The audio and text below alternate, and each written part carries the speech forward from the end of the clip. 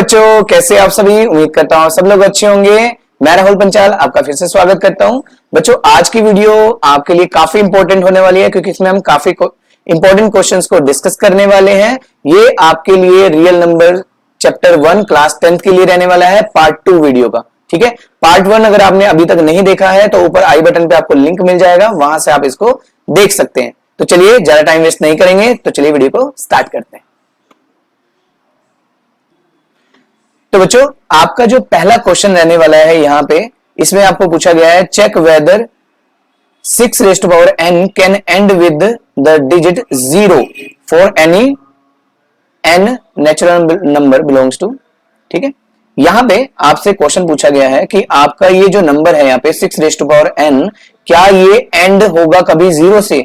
तो बच्चे 0 जैसे 0 लास्ट में आनी चाहिए, तो लास्ट में 0 कब आती है, या तो वो 2 into 5 के मल्टीपल में हो, या यानी कि आपके ये दो नंबर्स आपके आने चाहिए किसी भी नंबर के फैक्टर्स के अंदर। ठीक है, इसका मतलब है जैसे यहाँ पे आप देख सकते हैं, मैंने ऑलरेडी लिखा हुआ है ताकि हमारा टाइम वेस्ट ना हो।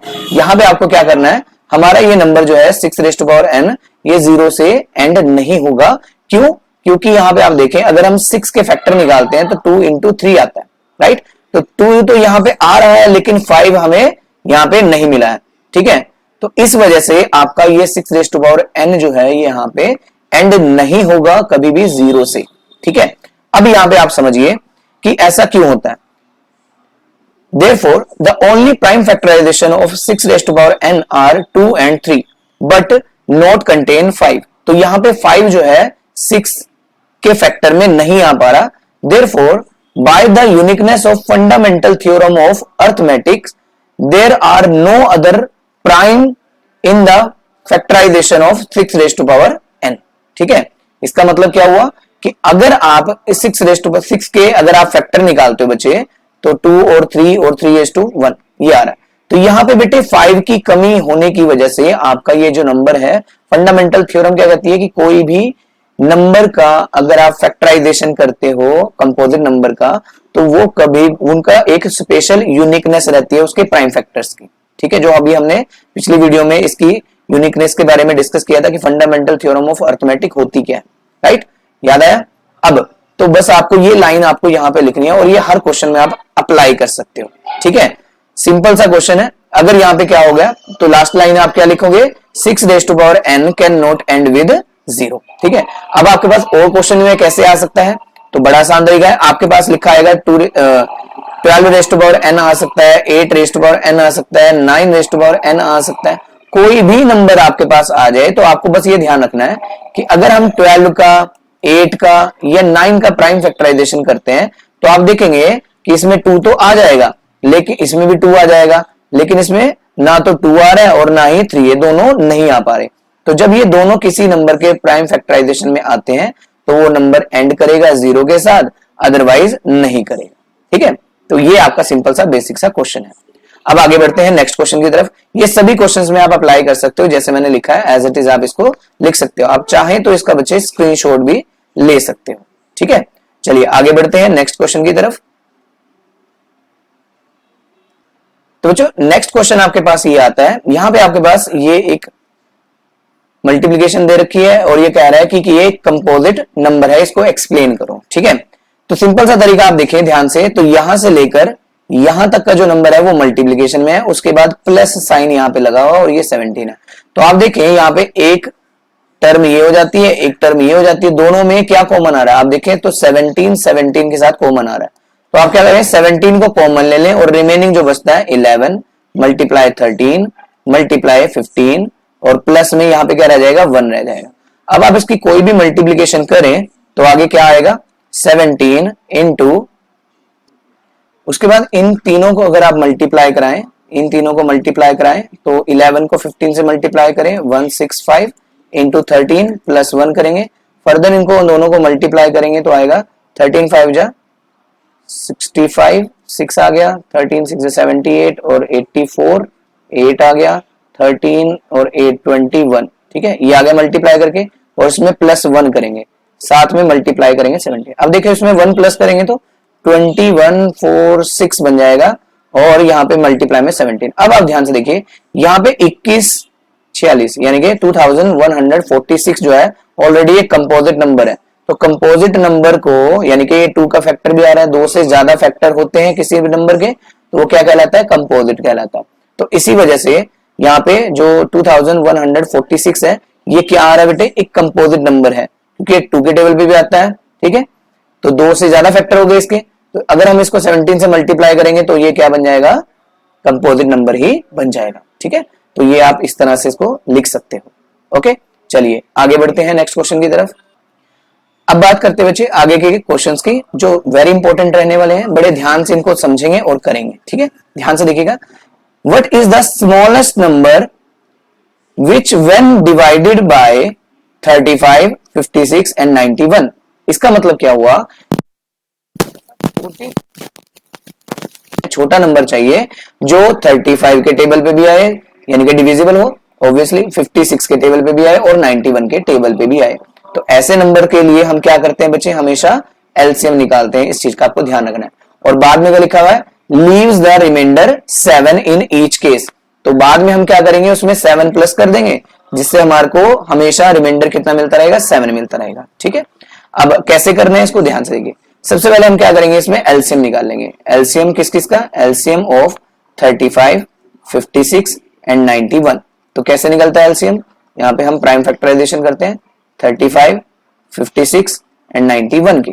तो ये 7 के टेबल पे आते हैं दोनों तीनों, 7 5 जा, 7 8 जा और 13 7 जा पे आ जाता है ये। उसके बाद बस उसके बाद इसको मल्टीप्लाई करेंगे तो ऑब्वियसली आपके पास यहाँ पे एलसीएम आ जाएगा, क्योंकि ये फैक्टर नहीं बन रहे। तो इनको मल्टीप्लाई करें तो कितना बनता है उसको देखिए, ये बन जाता है, इन दोनों को करें तो 35 मल्टीप्लाई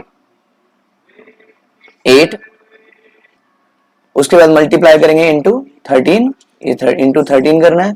इसको मल्टीप्लाई करने का सिंपल तरीका है 70 इंटू 4 कर देते हैं, 28 0 और इंटू 13 करेंगे तो आपकी मल्टीप्लीकेशन करने के बाद जो वैल्यू आएगी 0 1 0 4 10 आ गया और ये 26 36, ठीक है। तो ये वैल्यू आ जाती है आपके पास, कितनी आई है 3640। अब वो कह रहा है यहां पे अगर हम क्या करें 35, 56 या 91 को डिवाइड करवाएं इस नंबर को तो पूरा पूरा कट जाएगा, ठीक है, रिमाइंडर 0 आएगा। अब वो कह रहा है कि leaves the remainder 7 in each case, यानी कि रिमाइंडर हर केस में क्या बचना चाहिए, 7 बचना चाहिए। तो 7 रिमाइंडर कब बनेगा, अगर मैं इसमें वापस से 7 प्लस कर दूं तो हमेशा रिमाइंडर क्या आता रहेगा, 7 आता रहेगा, ठीक है। तो हम इसमें क्या करेंगे, प्लस कर देंगे, ये बन जाएगा।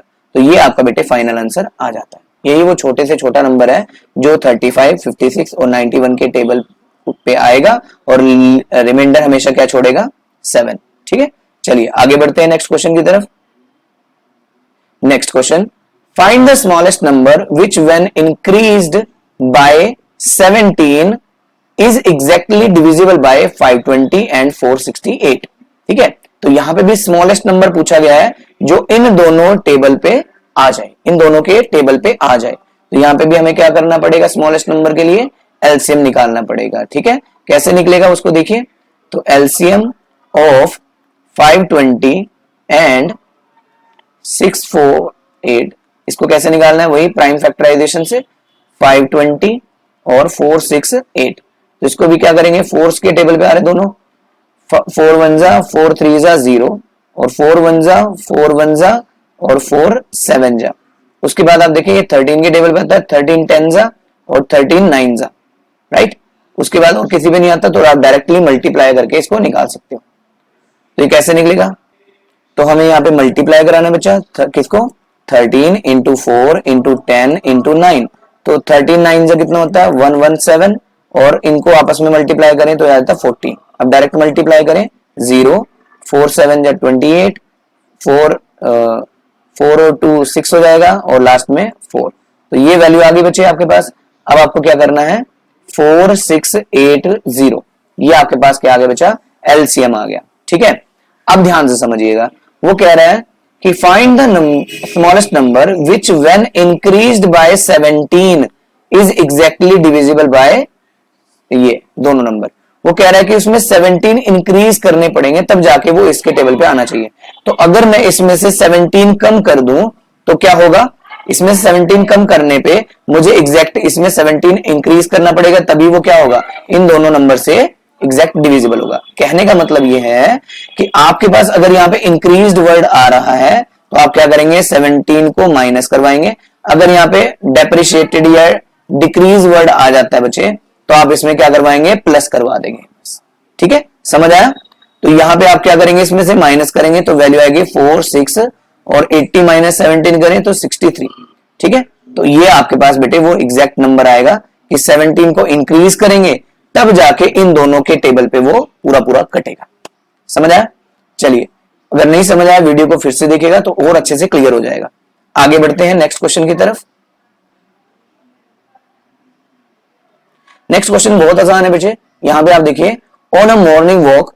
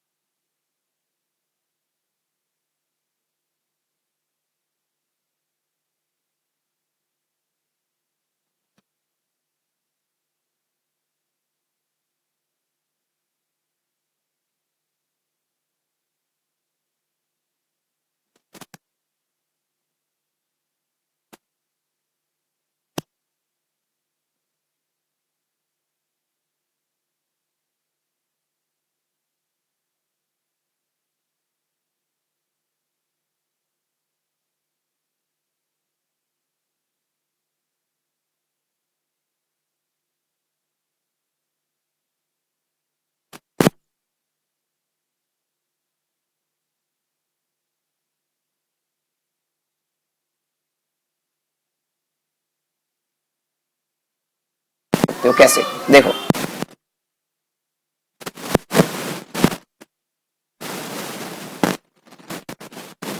डायरेक्ट आंसर करने की आदत हो जाए तो आप वैसे कर सकते हो। और b की वैल्यू है y की पावर 3, यही लिखा हुआ है यहाँ पे, देखिए ये b है, राइट। अब बड़े यहाँ पे ना तो HCF में मैंने बताया अभी कि मिनिमम पावर चेक करते हैं। यहाँ पे x की पावर 3 है, x की पावर 1 है, तो हम यहाँ पे क्या लेंगे, x की पावर ऑप्शन में देखेंगे, यहाँ पे x की पावर 1 है और यहाँ पे x की पावर 1 है, ये दोनों ऑप्शन कैंसिल हो जाते हैं, ठीक है। अब देखो y की पावर भी मिनिमम होनी चाहिए, y की पावर है देखो यहाँ पे 2 और यहाँ पे है 3, तो y की पावर 2 वाला कौन है, ये रहा, तो यही ऑप्शन आपका क्या होगा बच्चा, एक्यूरेट होगा, यही आपका आंसर आएगा, ठीक है। इस तरह से आप डायरेक्ट आंसर देख भी सकते हो, क्वेश्चन से ही पता चल जाएगा आपको, तो सॉल्व करने की जरूरत है। एक और क्वेश्चन देखते हैं, नीचे है आपके पास,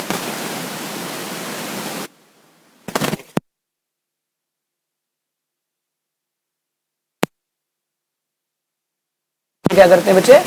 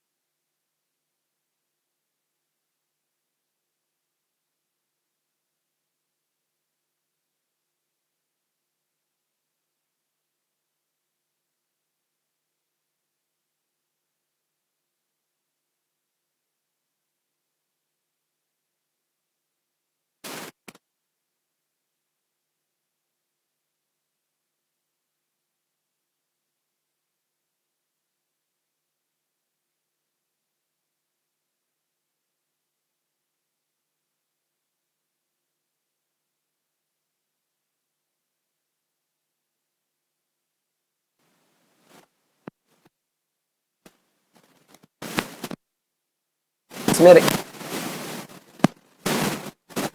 कोई भी लिखा होता है, ठीक है। यहाँ पे आप देख सकते हो, यहाँ पे आपके पास क्वेश्चन है, prove that under root 3 is a irrational number.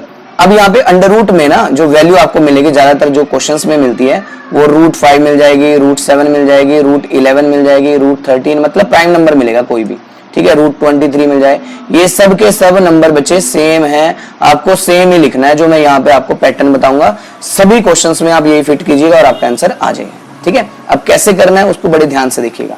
सबसे पहला काम यहाँ पे इरेशनल हमें प्रूव करना है, हम मानकर चलते हैं कि ये इरेशनल नहीं है, ये तो रैशनल नंबर है, हम ऐसे मान लेते हैं अपनी तरफ से, तो हम इसको लिखेंगे कैसे, सॉल्यूशन से हम यहाँ पे लिखेंगे कैसे, लेट अंडर रूट 3 इज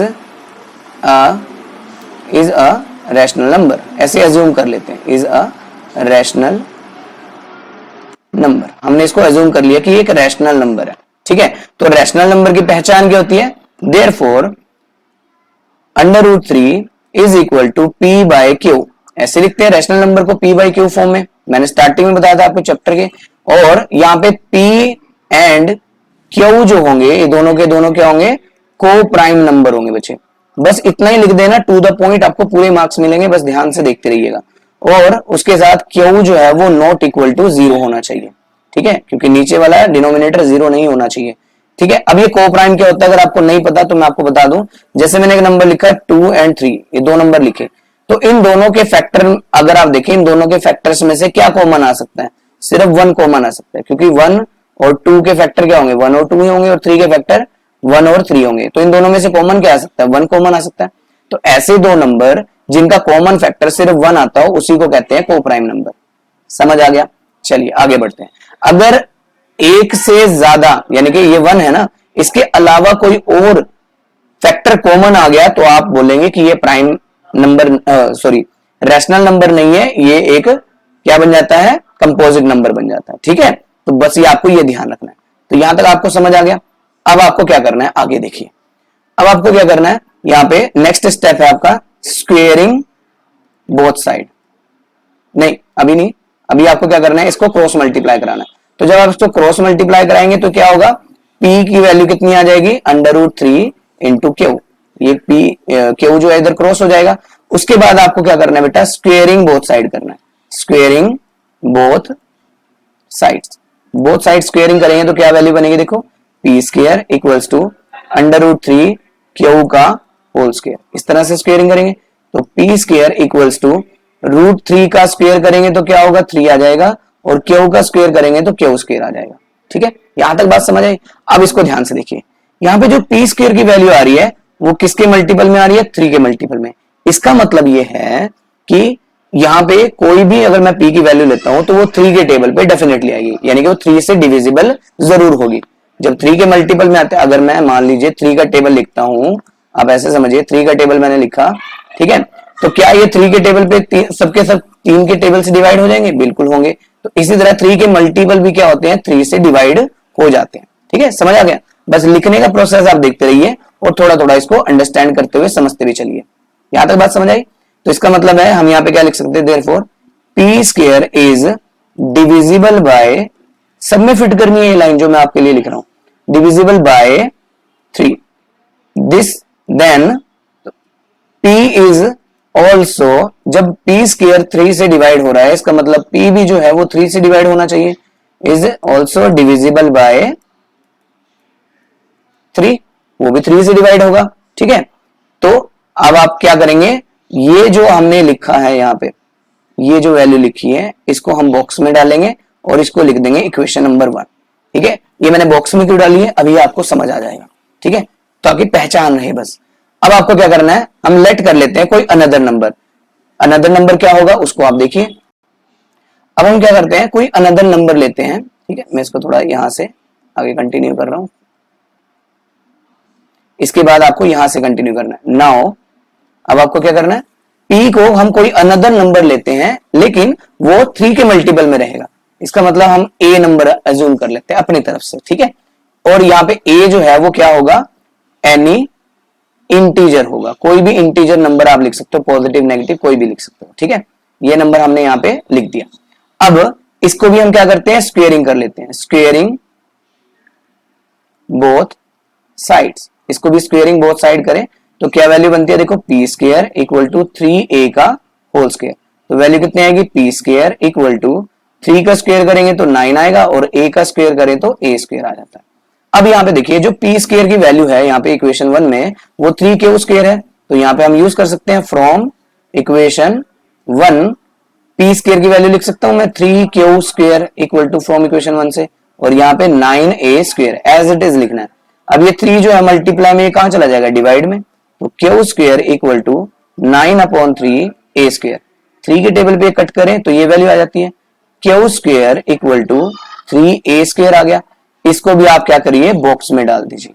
अब आप बड़े ध्यान से देखिए, ये इक्वेशन नंबर जो 2 आई है आपके पास और ये जो इक्वेशन नंबर 1 है, आपको ध्यान से देखना है कि पी स्क्वेयर और क्यू स्क्वेयर के एक और फैक्टर हमें मिल गया है। वो क्या है, यहाँ पे आप देखिए 3 एक नया फैक्टर मिल गया जो 3 के मल्टीपल में आ रहा है, तो 3 का फैक्टर भी मिल गया इसका मतलब। ठीक है, तो यहाँ पे भी आप सेम लाइन लिखेंगे जैसे आपने पी के लिए लिखी थी। ये वाली लाइनें जो आपने लिखी है ये सेम लाइनें आप क्यू के लिए भी लिखेंगे। कैसे, क्या लिखेंगे कि q square is divisible by 3, then q is also, same line है, देखो मैं सेम लाइन लिखवा रहा हूं और to the point, also divisible by 3। ये लाइनें आपने लिख दी। उसके बाद आप सिंपल लिखेंगे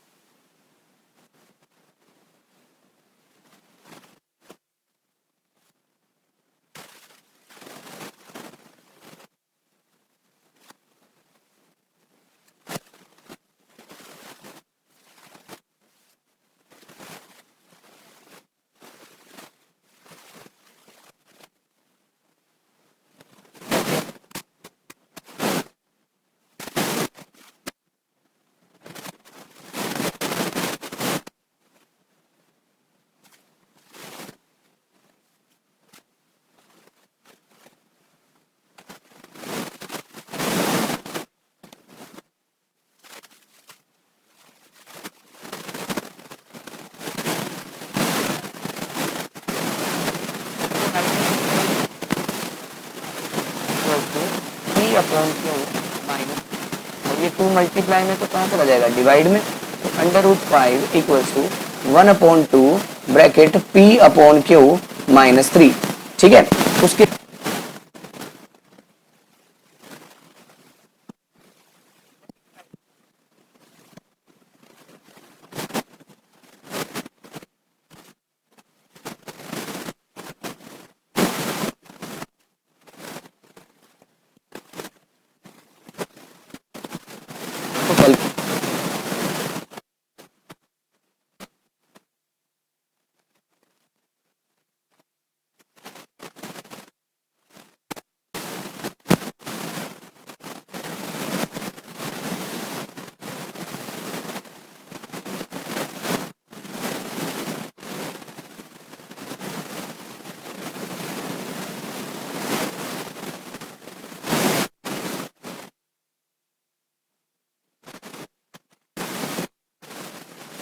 को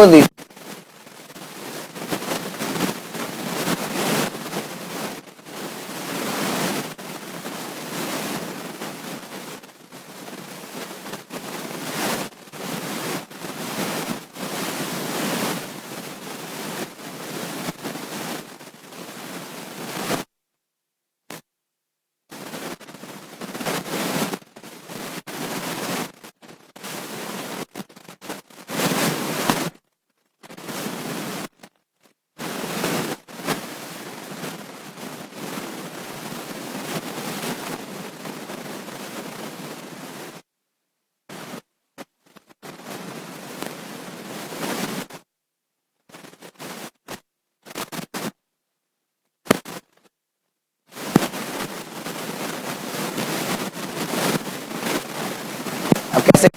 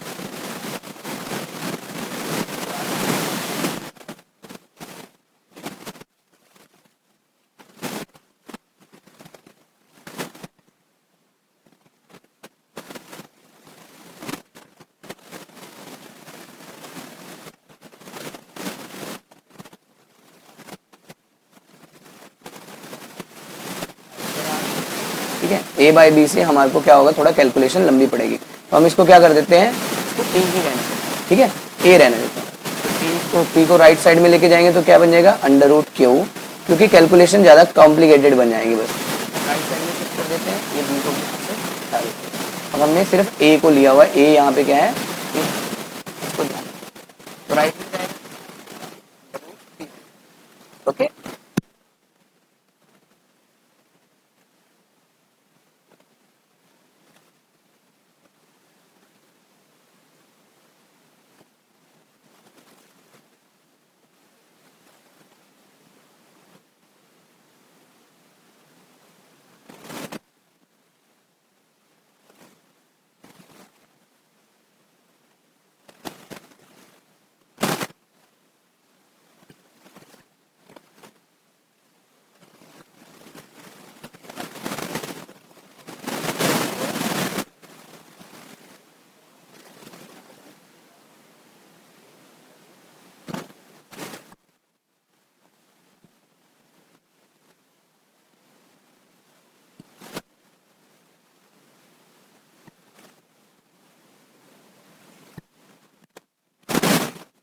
माइनस में वैल्यू है, इसको लेफ्ट में ले जाते हैं और ये क्यू को राइट साइड में शिफ्ट कर देते हैं, तो क्या बनेगा, 2a अंडर p, ये माइनस का था प्लस में हो गया, equal a square plus p minus का,